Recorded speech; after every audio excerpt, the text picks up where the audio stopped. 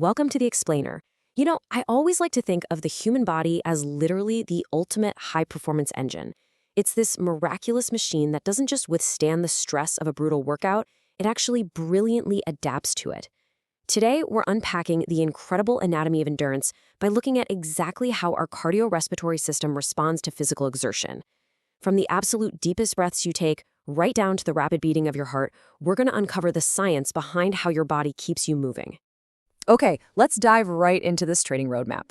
First up, we'll look at the oxygen demand, then move to decoding lung volumes. After that, we'll see the heart in action and wrap it all up with the ultimate payoff. So, I want you to think back to your last really heavy workout.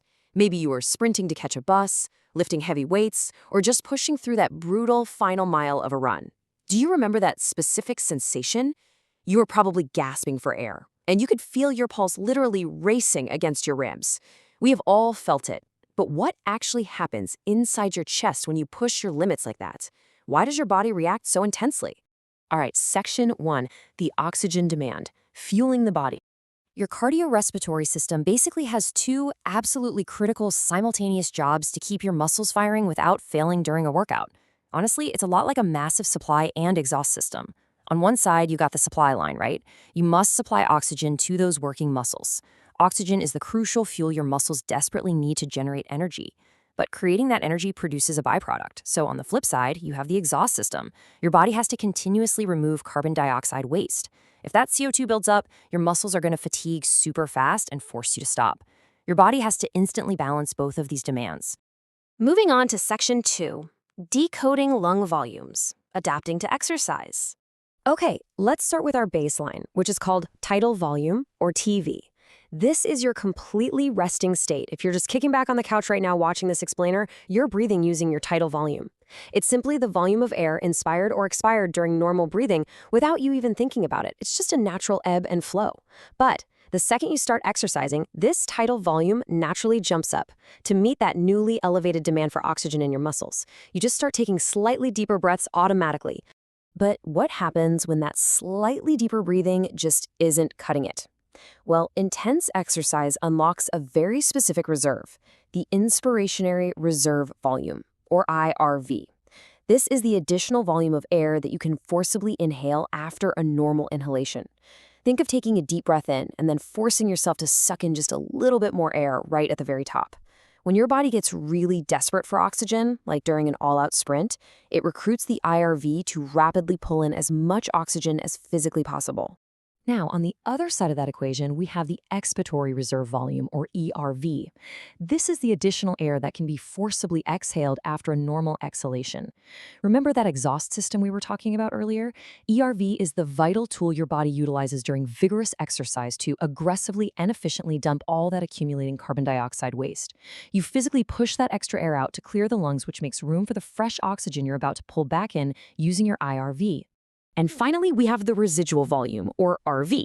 This is the volume of air remaining in your lungs after maximal expiration. The crazy thing is, even if you push out every single ounce of air you possibly can using your expiratory reserve volume, you simply cannot empty your lungs completely. And that's actually a fantastic thing. RV is literally the unsung hero of your respiratory system. It makes sure that the tiny air sacs in your lungs, the alveoli, stay open. This means gas exchange, swapping that oxygen for carbon dioxide, continues even while you are exhaling, completely preventing your lungs from collapsing. So the crucial point to take away here is that to meet the massive demands of exercise, your body is changing two things at once. Your breathing depth, which is that expanding tidal volume we talked about, combined with your breathing rate, or the frequency of your breaths. They both have to increase together. This dual increase is exactly what maintains an adequate oxygen supply to your working muscles while successfully purging the carbon dioxide waste. It is just a beautifully synchronized system. All right, section 3, the heart in action, pumping the fuel. Now, what's really interesting here is the precise rapid-fire sequence that kicks off the second you start moving. Step 1, exercise stimulates your sympathetic nervous system. That's basically your body's internal go signal. Step 2, in response to that sudden signal, your heart rate elevates. Step 3, as the heart pumps faster, oxygen-rich blood is rapidly delivered out of your lungs and shot straight to your muscles. Basically, The faster your heart beats, the faster the oxygen gets exactly where it needs to be to support your increased metabolic demands. But here's a real game changer. The heart doesn't just work harder in the moment, it actually gets smarter over time. Contrast a baseline heart with a fit heart. A baseline heart simply pumps to meet standard metabolic demands. Nothing crazy. But regular exercise fundamentally upgrades your cardiovascular hardware. An upgraded fit heart pumps way more efficiently. Because it becomes physically stronger, it pushes more blood with every single beat. And this results in a lower resting heart rate when you aren't exercising and significantly improved recovery times after a hard workout. Which brings us to Section 4, the ultimate payoff, the long-term benefits. And this brilliantly illustrates the 4 massive health benefits that reward anyone who incorporates regular cardio into their regimen. First up, improved lung function.